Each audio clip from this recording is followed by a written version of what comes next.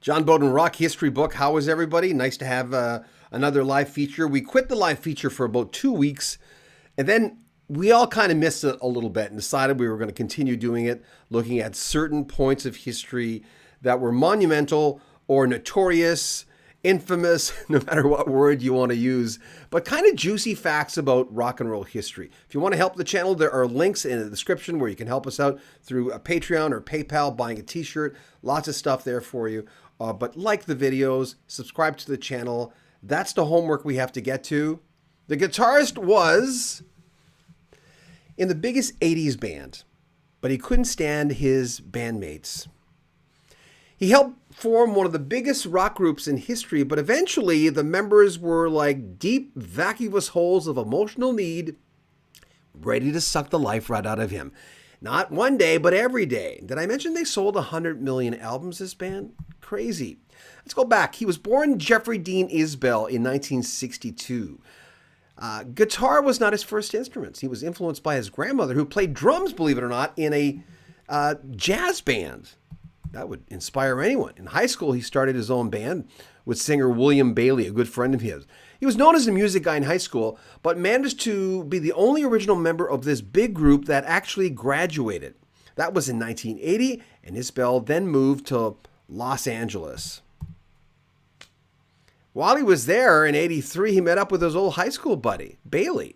Again, after he moved to LA, the pair formed a band called Hollywood Rose. Unfortunately, that did not last that long. Now, the pair eventually went back together, and a lot of things happened to make this happen. It wasn't easy, but they formed this little band. It was March 1985 when the pair started a new group, Guns N' Roses. William Bailey had changed his name to Axl Rose. Jeffrey Isbell went by Izzy Stradlin. Now on guitar. Also in this notorious band or monstrous band, Sal Hudson, better known as Slash, on guitar, and Michael Andrew McKagan, known as Duff McKagan, and drummer Steven Adler. What a history these guys had. You know, you talk about not having any drama in bands sometimes. You know, you talk about that. Some bands just don't have a lot of, it just doesn't happen. They just sort of get along for whatever reason, they just do. But these guys are a little different. The name of the group and the formation, well, they came upon it kind of honestly. In 84, a couple of groups were living together. Izzy was living with LA Guns guitarist Tracy Guns, who needed a vocalist, and Izzy suggested Axl, who was in the band Hollywood Rose. At one point, there was an amalgamation, LA Guns and Hollywood Rose, and well, we know the rest, right? I'm having problems with my buttons here, but I'm gonna make it work one way or the other. There we go. The aforementioned lineup of Axl, Slash, Duff, Izzy, and Steven Adler would be the band that created their first and biggest album, Appetite for Destruction, which was released on July 21st, 1987. Now, interestingly, the album didn't break till the following year. You'd think that right out of the gate, with songs on that album, it would have done incredibly well. That's when the record company sort of put more into it. David Geffen was trying to get MTV to play more of their videos, and they were playing their videos like at midnight or at overnight, but people watched them and it stuck, and that was it. They peaked at number 1 on the Billboard charts, became the 7th best-selling album in the US at the time, and the best-selling debut album, and it sold 30 million albums. The hits were the number 7 hit, Welcome to the Jungle, Sweet Child of Mine, which is their only number 1 hit, and the number 5, Paradise City. The band embarked on a 16-month tour, and of course, mayhem, it's Guns N' Roses, mayhem ensued. Steven Adler broke his hand in a fight, went to rehab, but the band was everywhere. I mean, even some of my friends who really didn't like them, I didn't buy their albums till much later. Not because I was too young, just because I was playing different formats in radio at the time. Interestingly, during this time, they were touring with Iron Maiden and Aerosmith. Rolling Stone magazine decided they wanted to do a story on Aerosmith. Aerosmith was huge at the time. So they flew over there to talk to them and saw the show and ended up realizing that the stars here were not Aerosmith or Iron Maiden. The big story of the time was the fact that Guns N' Roses were the biggest band in the world.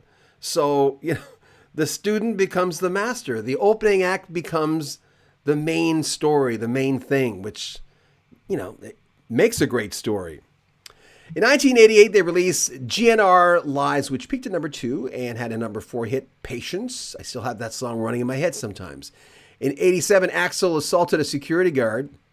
And believe it or not, a roadie had to fill in on vocals, and a riot almost broke out. When you talk about this band, there's a reason why they were called the most dangerous band in the world. And 2 fans were crushed to death, by the way, when they went to the Monsters of Rock festival in England. That's kind of when Adler, who was clean at the time after having his own soirees with all the things that you do when in Rome, when you're in rock and roll, he became, he had a lot of problems. Adler, at this point, Adler had a lot of problems recording Use Your Illusion 1 and 2 and was kind of replaced during that time. So Use Your Illusion 1 and 2 were big hits. The albums were number 1 and number 2, respectively, featuring Don't Cry, November Rain, and Strange. But the tour was a mess. 28 months, considered to be the longest tour in rock and roll history. Axl at one point spotted someone recording from the audience, jumped on the guy, was charged with assault, and he went home and a riot broke out. I mean, these guys, huh? Izzy, at that point, had enough. When a riot almost broke out at another show in Germany, he was very clean at the time and couldn't stand Axl's behavior, and Slash and Sorum and McKagan's behavior was driving him crazy. And he said, years later, he commented, he says, once I quit the stuff, I couldn't help looking around and asking myself, is this all there is? I was just tired.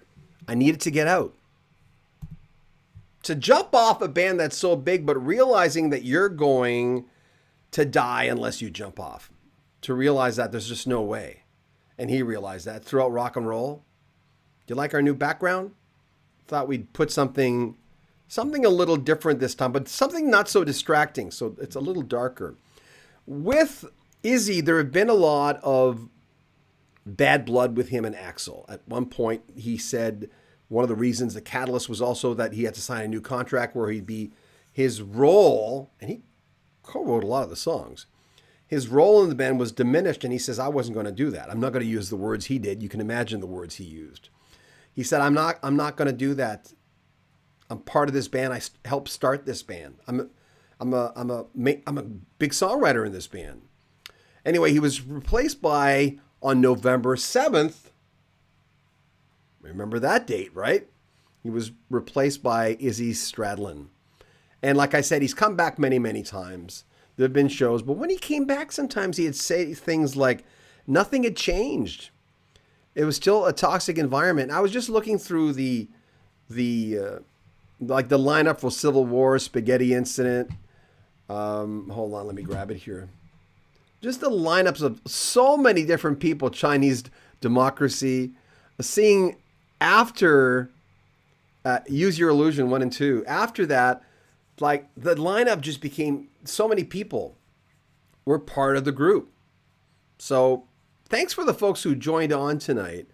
I always like doing these live things. It's kind of exciting. It's a lot of fun to do. And I decided to include in the backdrop, as you can see, some of the biggest albums in rock and roll history. Let me make my monitor a little brighter here so I can actually see myself. There you go.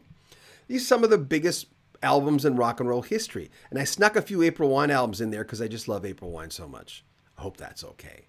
If you ever want to help the channel, there are links in the description.